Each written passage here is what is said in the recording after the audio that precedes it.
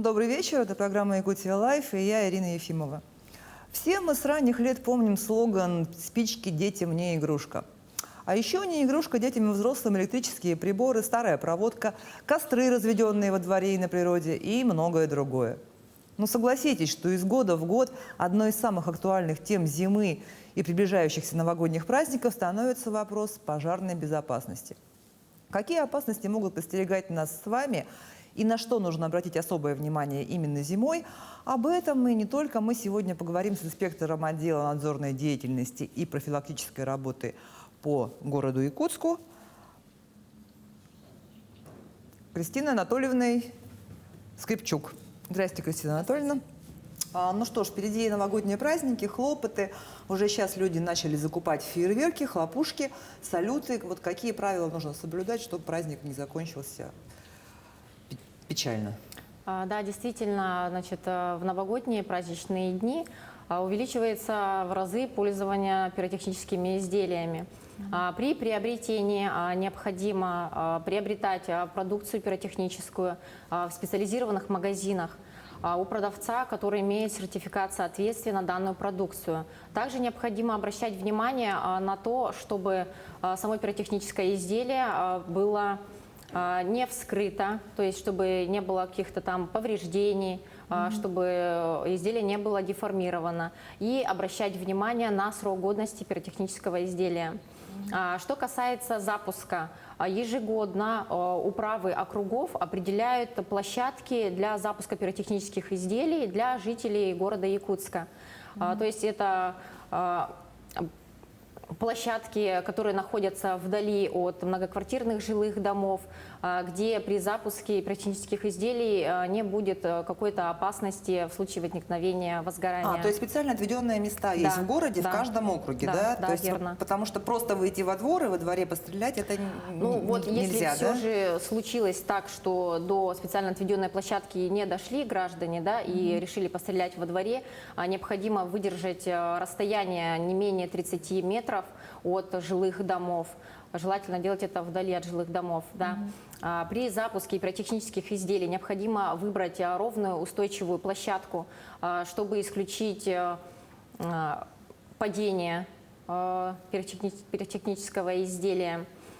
При запуске, значит, необходимо фитиль, когда поджигают, нужно поджигать его на расстоянии вытянутой руки, ни в коем случае не наклоняться над изделием, ну, да, чтобы не произошло случайного, допустим, раннего какого-то возгорания. И необходимо незамедлительно отдалиться на безопасное расстояние. Бывает так, что сам салют переворачивается на бок, да, либо, допустим, не все выстрелы произошли, да, сразу же бегут посмотреть, что же там случилось. Да, этого ни в коем случае нельзя допускать, потому что может произойти выстрел заряда прямо в человека, да, что чревато последствиями. А вот вы сказали, в специализированных магазинах, то есть, ну, и должен быть сертификат, то есть, вот, они же продаются так вот просто там где-то в хозмаркете, я не знаю, в хозяйственных магазинах лежат.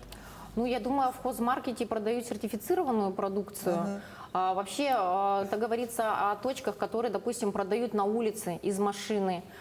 Там вот я не рекомендую покупать, потому что неизвестно, в каких условиях хранилось данное изделие. То есть могло отсыреть, да, что-то? Да, и просто может что-то пойти не по плану во время запуска. И либо произойдет какое-то возгорание, либо будет причинен ущерб здоровью. Я хочу напомнить, что мы работаем в прямом эфире, и задать вопрос можно, позвонив в студию по телефону 8 41 12 42 14 39 или отправить текстовое сообщение на номер нашей горячей линии в мессенджере WhatsApp 8 914 235 0502. Ксения Анатольевна, а как вообще часто вот в новогодние праздники происходят возгорания именно по вине пиротехники? Ну, значит, за последние годы возгораний по республике именно по причине пиротехники не зарегистрировано. Но на моей памяти есть такой случай, несколько лет назад это произошло, что при запуске салюта сам заряд попал в балкон, на балкон многоквартирного жилого дома. И произошло, получается, возгорание имущества, которое хранилось на балконе. Поэтому необходимо соблюдать все-таки требования пожарной безопасности и стараться запускать салюты вдали от жилых домов. То есть если, ну, если все правила соблюдать, если правильно читать инструкцию и приобретать сертифицированную продукцию, запускать ее как бы по правилам, то, в принципе, ничего плохого не будет, да? Да, в принципе, салют будет безопасен и принесет только радость. Давайте отойдем немножко от новогодней тематики, возьмем тему чуть шире. Вот чаще всего пожары в жилых домах от чего случаются в многоквартирных? То есть, ну, конкретно нет многоквартирных. То есть есть вообще, в принципе, причина возникновения пожаров. Да, самая основная – это идет неосторожное обращение с огнем. После нее идет аварийный режим работы электросети либо электрооборудования. Ну, проще говоря, это короткое замыкание. То есть все-таки неосторожное обращение с огнем, там курение в неположенных местах, Да, да, да, это верно. самая частая причина. Да. А чаще горят все-таки так называемые деревяшки или жители каменных домов тоже не застрахованы от таких происшествий? Интересный вопрос. Статистики такой не владею на данный момент, но в принципе возгорания происходят как и в деревянных жилых домах многоквартирных, так и в каменных. То есть от этого никто не застрахован. Просто единственное, что в деревянных жилых домах это распространение идет гораздо быстрее, так как горючее, да, сам дом. А в каменных, ну, в замкнутом пространстве, допустим, если произошел пожар в квартире, оно вот локально, Локализованно. да, в квартире только и горит, распространение в основном не бывает, либо минимально. А когда-то была идея ставить пожарную сигнализацию в подъездах многоквартирных домов. Вот кто вообще за это отвечает? Да, данная программа реализуется на сегодняшний день. На это выделяются средства, работают управы, максимально стараются установить вот эти вот автоматическую пожарную сигнализацию извещатели в деревянных жилых домах, так как они более подвержены, ну, возгоранию и распространению огня. Это управы, да, занимаются этим? Администрация – это на уровне администрации То есть, города, то есть ну, это города, республики. ГУ и ЧС города Да. или муниципальных образований республики. Понятно. Тогда такой вопрос про частный сектор. Да? Там по большей части все-таки дома из дерева, и, в принципе, любое неправильное обращение с огнем, даже там те же шашлыки, поход в баню могут закончиться плачевно. В связи с чем вопрос, как вот жителям частных домов себя обезопасить? Да, действительно, у нас ежедневно подразделения пожарной охраны выезжают на пожары именно в частный сектор. Очень много пожаров в частном секторе.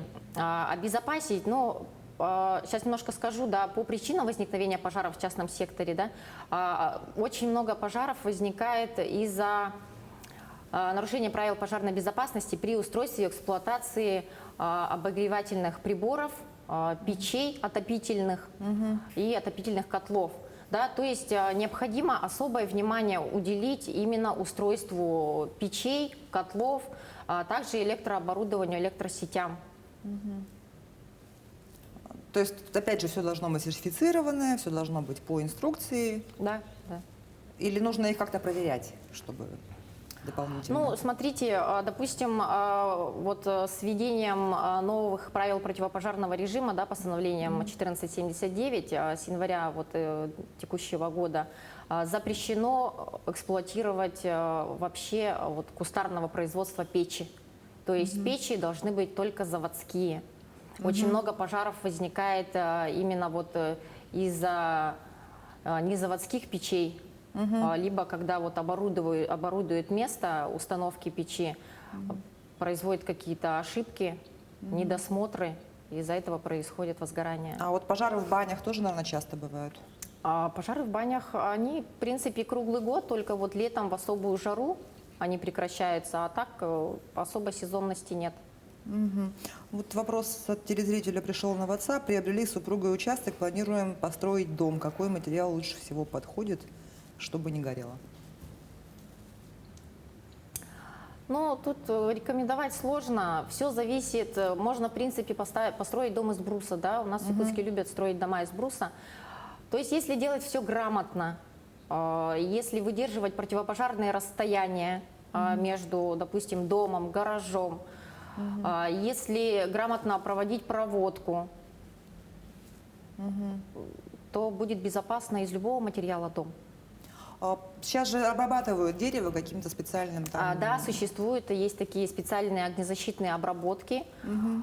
Ну, они продаются, по-моему, во всех магазинах, в которых продаются лакокрасочные изделия. Ну и в Они принципе, сдерживают. они Да, эффективны, да, да? да, То есть они именно сдерживают распространение огня не распространение. такое быстрое получается. Но порой виновниками трагедии становятся дети. Как вот ребенку все-таки подробно объяснить, что игра с огнем опасна? И может есть какая-то статистика, там, в каком возрасте чаще дети становятся причиной пожаров? Ну, такой статистики нет, но вообще тема интересна. С детьми, к ним нужен особый подход, да, значит, с маленькими детьми необходимо проводить беседы, лучше в игровой форме, чтобы они четко понимали, как им действовать в случае возникновения пожара. То есть разыгрывать разные сценарии, если пожар начался дома, если пожар начался в подъезде, то есть как действовать, да. В первую очередь необходимо, чтобы они усвоили, что нужно сразу позвать незамедлительно на помощь, и ни в коем случае нельзя прятаться. Что касается более взрослых детей, скажем так, да, подростков, значит, здесь уже все становится интересно, да, интересно, как горит, интересно, как что-то там взорвется, да. Здесь, значит, нужно тоже четко объяснить масштабы трагедии, которая может произойти из-за каких-либо их действий и в случае возникновения пожара, что это может принести не только ущерб имуществу, это может унести жизни людей, чтобы они это четко усвоили и чтобы они четко осознали всю ответственность, да, что есть помимо того, что вот произойдет, что есть ответственность, которую понесут либо вот сами подростки, либо их родители, как административной и до уголовной. Ну, то есть причинно-следственная связь должна быть у них в голове, да, что... Да. Тогда, я думаю, будет меньше мыслей посмотреть, как что-то горит.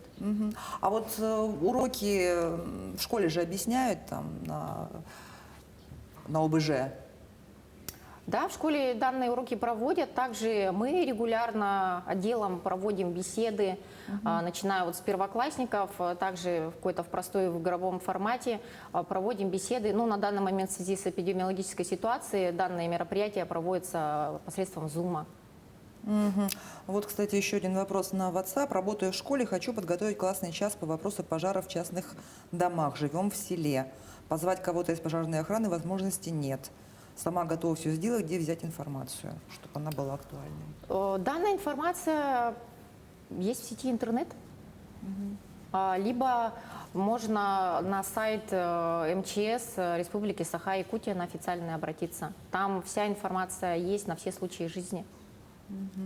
А вот газ в квартирах. Бывали ли случаи, когда, ну, допустим, жители установили себе сами газовую плиту, не дождались газовиков, и после этого там пожар произошел?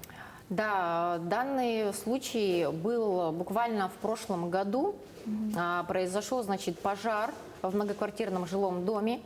Причиной пожара явилась самовольная установка газовой плиты. Поэтому при том пожаре были еще пострадавшие. Поэтому, да, хочется обратиться к жителям города Якутска, чтобы самовольного не было ни установки, ни какого-то переоборудования, вот вообще технического оборудования. Данными вещами должны заниматься специалисты.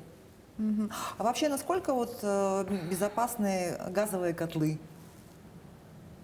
Газовые котлы безопасны, если установку и эксплуатацию проводить без нарушения требований пожарной безопасности. То есть, как в инструкции прописано, четко следовать ей. Ну, вот у меня в квартире, например, газовый котел стоит, и ну, дочка подросток, она боится страшно вообще к нему подходить. Ну, на это есть газовые службы, которые, насколько я знаю, должны приходить и периодически проводить какое-то обслуживание техническое и освидетельствование. Ну, проверять просто да. работу и так далее.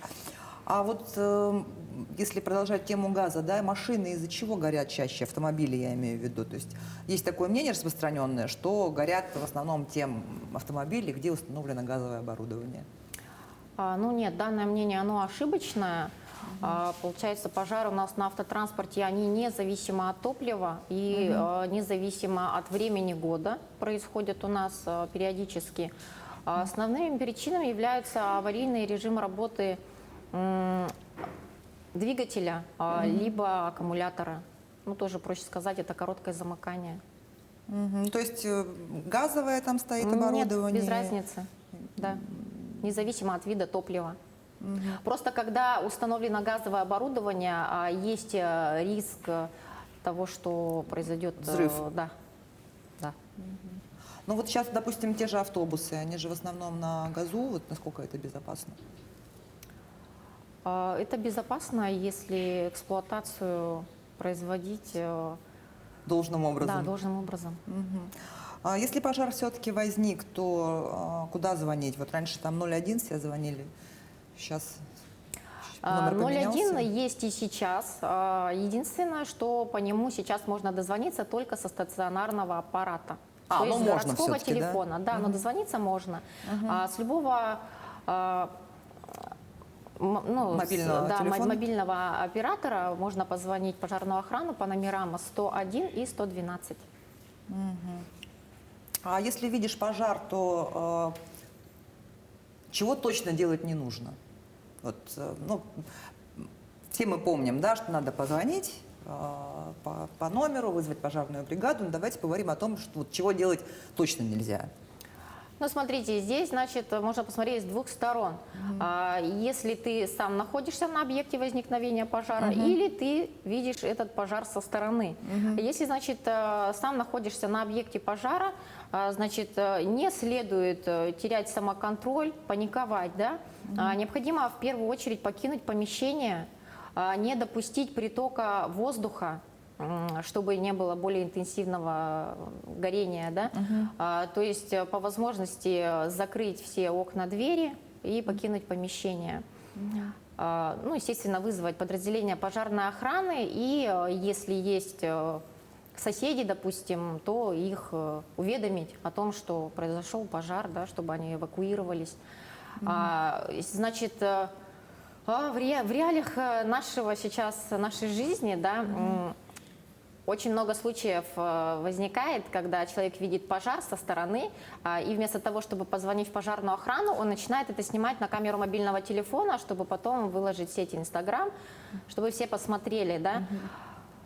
И причем он думает, что, наверное, уже кто-то позвонил в пожарную охрану, я звонить не буду, я лучше сниму видео, да. Но вот здесь тоже хотелось бы сказать, что могут так все посмотреть и подумать, и на самом деле никто не вызовет пожарную охрану, что, получается, время прибытия подразделения пожарной охраны отодвинет, да, и будет, ну, какой-то более значительный ущерб, возможно, даже гибель людей.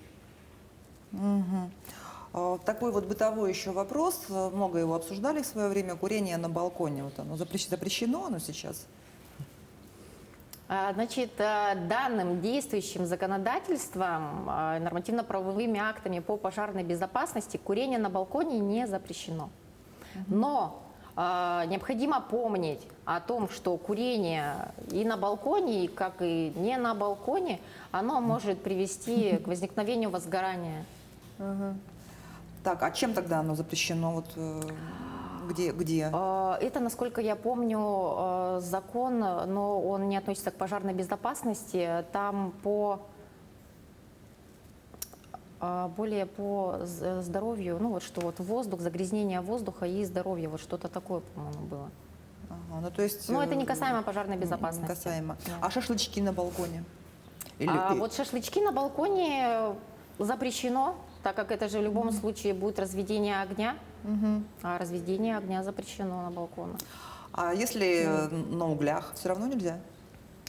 Ну, в целях безопасности своей не рекомендую. Но в гаражах вот тоже часто бывает?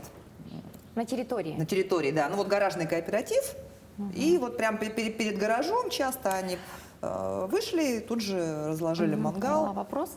То есть, если нет открытого пламени, то это не запрещено законом.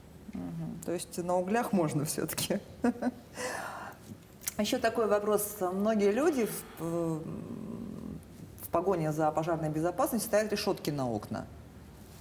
То есть насколько это, насколько это вообще может быть опасным в случае пожара, например, да? Ну, то есть решетки поставил, чтобы те воры не влезли, да, потом пожар сам выйти не смог. То есть что... Ну, начну с того, что, в принципе, окно, оно не является запасным эвакуационным вообще выходом. Да? То есть окно, оно может быть использовано как аварийный выход. Да? В основном решетки устанавливают в многоквартирных жилых домах, деревянных, на первых этажах. Да, но тут тоже получается, данный момент он не нормируется законодательством Российской Федерации по пожарной безопасности. Ранее, до 2012 года, данная норма была в правилах пожарной безопасности. Был запрет на установку окон.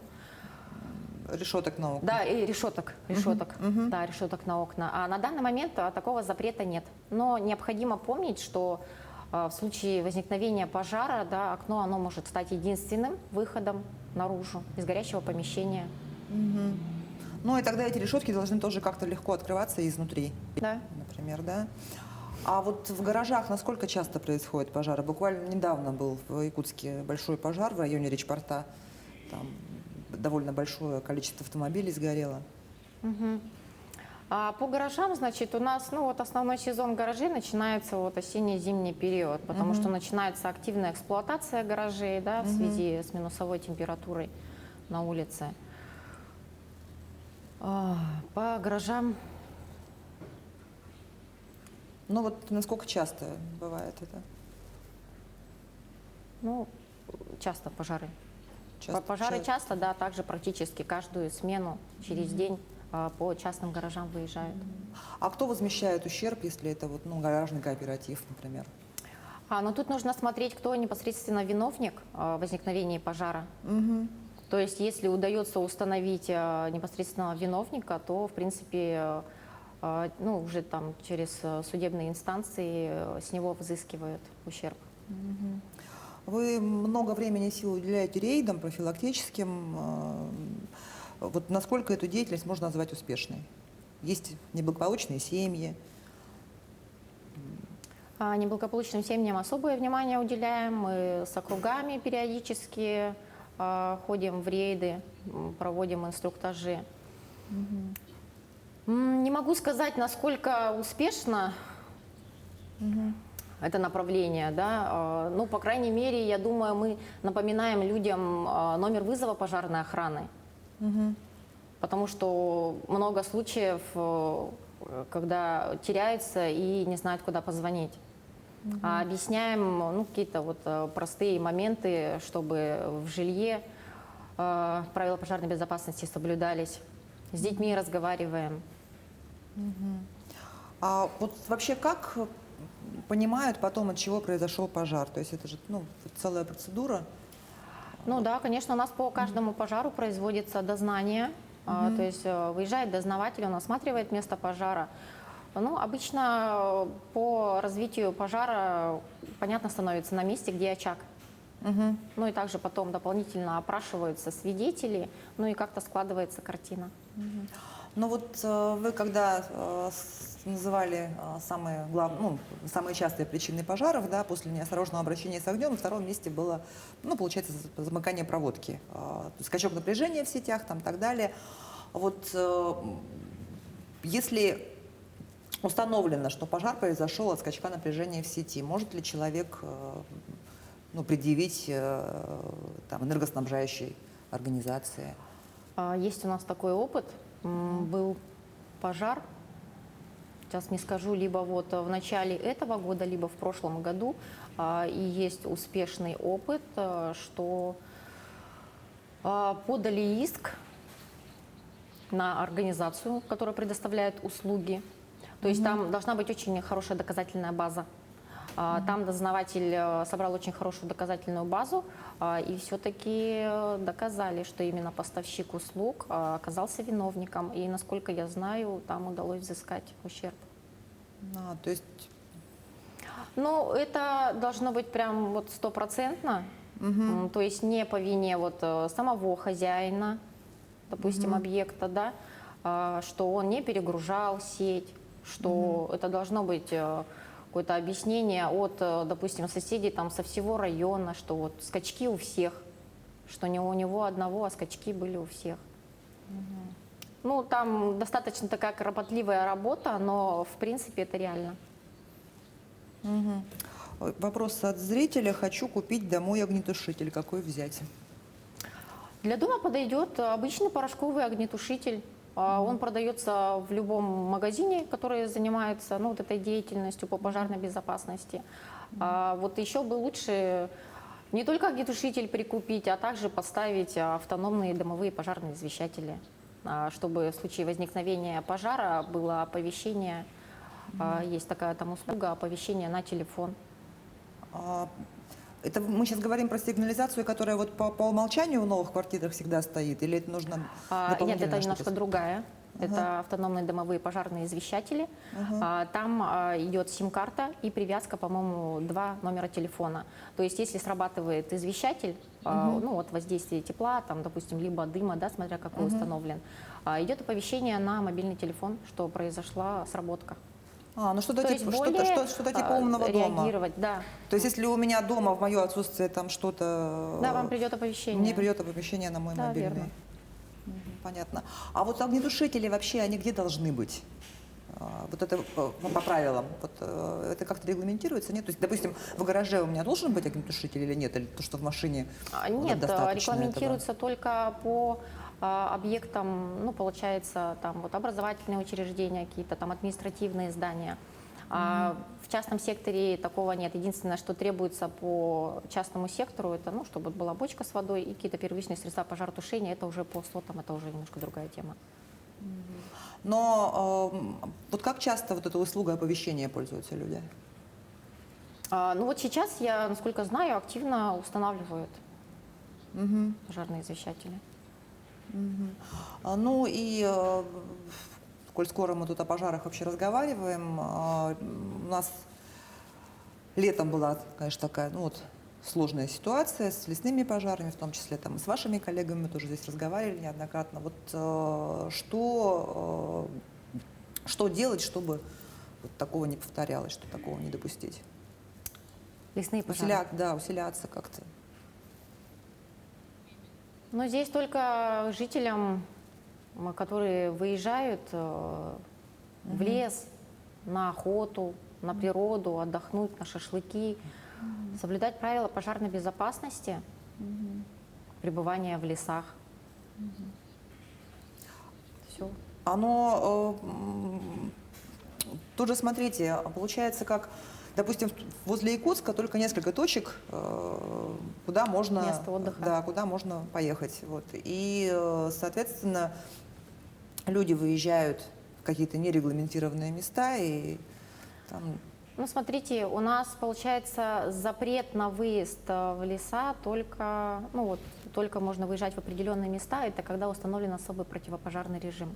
То есть, если особого противопожарного режима нет, обычно он у нас устанавливается, когда уже теплая температура. Ну, если выезжать, не разжигать костры, возможно, там где-то по возможности возле речки отдыхать, где менее вероятно возникновение пожара. Ну что ж, спасибо за такую интересную познавательную беседу. Спасибо, что пришли в студию, что рассказали о том, как предупредить, как провести праздники безопасно, как уберечь себя и своих близких. Я напомню, что вопросы к программе мы подготовили при помощи коллег из Центра управления регионом, которые, как всегда, отобрали для нас самые актуальные вопросы в сети интернет. На этом выпуск программы «Якутия Лайф» подошел к концу. Меня зовут Ирина Ефимова. Смотрите нас по будням в 19:15. Расскажем, чем живет Якутия.